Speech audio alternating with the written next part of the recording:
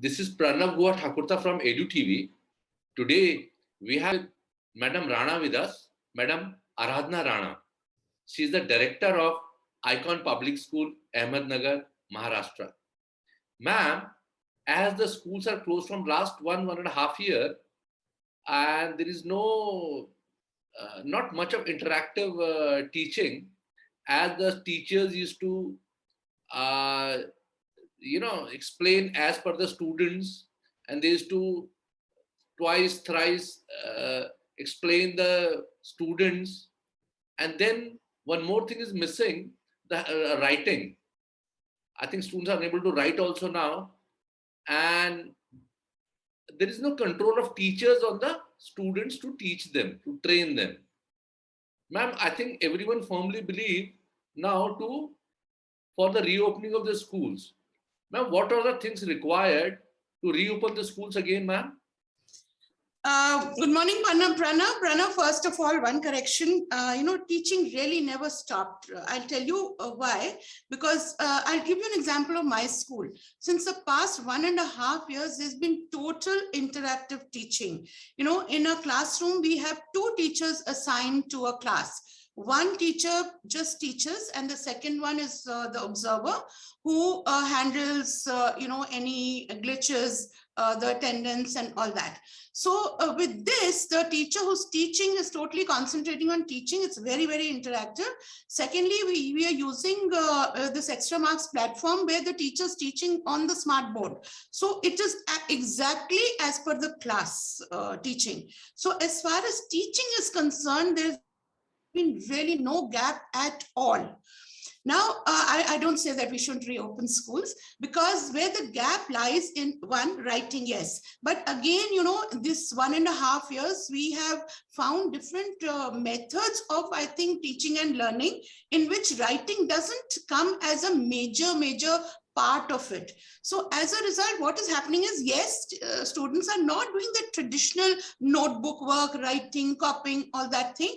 But the kind of projects they're doing, the kind of learning which is happening, they are doing. We are strictly following a flip learning system. So it's working out really well. And I see a lot of initiative now in students, and much more than writing work. And in fact, I'm a little glad that so much of writing work has gone off, because the future of the country or the world is not in writing. Computer does it for you, speech text. So these children are not going to live in a world where traditionally we used to write and make notes. When teachers ask them notebooks complete karo and submit the notebooks, it's redundant now. What they have to do is show us that they know and show us that they can apply the learning. So from that point of view, I would like to, tell everybody that, we're making it seem a bit too bad. It's not like that. Yes, what they're missing out is a social interaction, which is very important. Like, we have had absolutely all activities online, and it's not that teachers are not giving attention. Each one is being given attention. They've been having fancy dress, they've been having cooking and everything possible. And students are very, very interactive. So I've had no problem on that front. But yes, there's no substitute for physical interaction. So from that point of view, we have reopened our schools for class 9 onwards, 9, 10, 11, 12. This week, class 5 onwards will come. And next week onwards, we plan to reopen it for class 1. Now, the thing is that all these children in their homes, we notice they're going everywhere. It's not that kind of a lockdown which was there. So if they are interacting with this thing, now we have hybrid learning. So I've got the whole school Wi-Fi enabled. So as a result, the teachers are now teaching in the classrooms, and simultaneously it's being relayed to the students who don't come to school. We notice almost 100% attendance in class 10, 11, 12, because students are very eager to come also. In class 9, yesterday we reopened, so there's about 60% attendance, and I expect almost 80, 90% now. So, and the others are dying to come. In fact, they tell their teachers, show us the school. So the teachers are going around with cameras, showing them their class, and they're willing to come. So, but still hybrid will go on, and any class that the teacher's teaching will be relayed to the students at home. So if they don't want to come, it's not, they won't miss out on the learning. So from that point of view, I think schools, especially the schools who are enabled, I'm not talking of schools who don't have the facilities, but especially for this, it's a huge building and we've got it totally Wi-Fi enabled. So that really helps schools who have the finances must do that, because this is going to continue for a long time. And from that point of view, I think reopening of schools should now happen, and let's see how it goes. I mean, we just can't keep waiting for the whole world to get clear of corona. We have to treat it as a way of life. Our students, 100%, they're wearing masks. They are, they themselves are very, very conscious. So all this period has taught them a lot. Thank you, Aradhana. Now we have Madam Deepika Sharma with us. She's the principal of Grand Columbus International School, Faridabad. Deepika,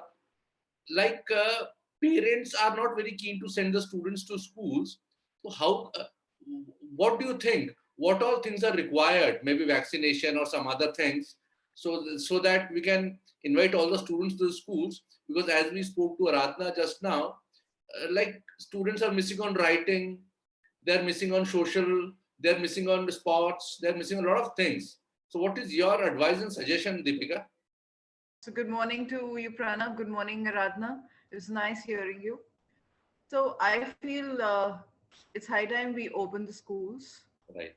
And coming from the doctors, the medical and the parents, and as educator myself, I feel it's high time we do, because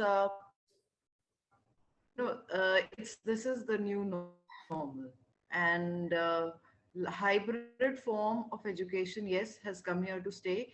And even when I talk about post-COVID days, we would have, do you remember Delhi gets choked after Diwali? Well, those are the days we would go online, even if it is no COVID at all.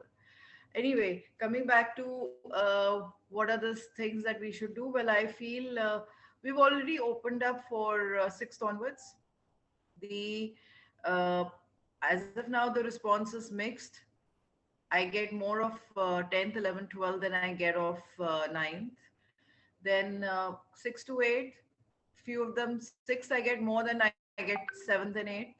So I mean, what I feel is that the children have gotten into a comfort zone, and the parents want them to go, but the children themselves don't want to sometimes come. There are kids who are extremely eager, but then a lot of them do not. Maybe they come after a week, they would, and after that they would start coming like once or twice and stuff. We're still following hybrid, so on and offline are going simultaneously, because we're following alternative days.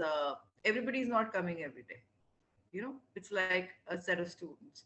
So I feel there has to be more dissemination of information regarding the reopening of schools. All the safety protocols on behalf of the school, I say, all the safety protocols have to be followed. The staff has to be vaccinated. My staff is totally vaccinated. But then there was a survey in US which said, their schools for 10 years and below have been open since September last year. Okay. And they say the transmission is only 1% and the fatality rate is even lesser. So the children are not going to transmit to each other or to the teacher. It could be the teacher transmitting to the students. It's the other way around. But if the teacher vaccinated and they're maybe they can wear double mask, they can have a face shield to protect the children. But I think it's a much needed thing to open, because all the medical experts feel it is affecting their mental health in a big way. Yes.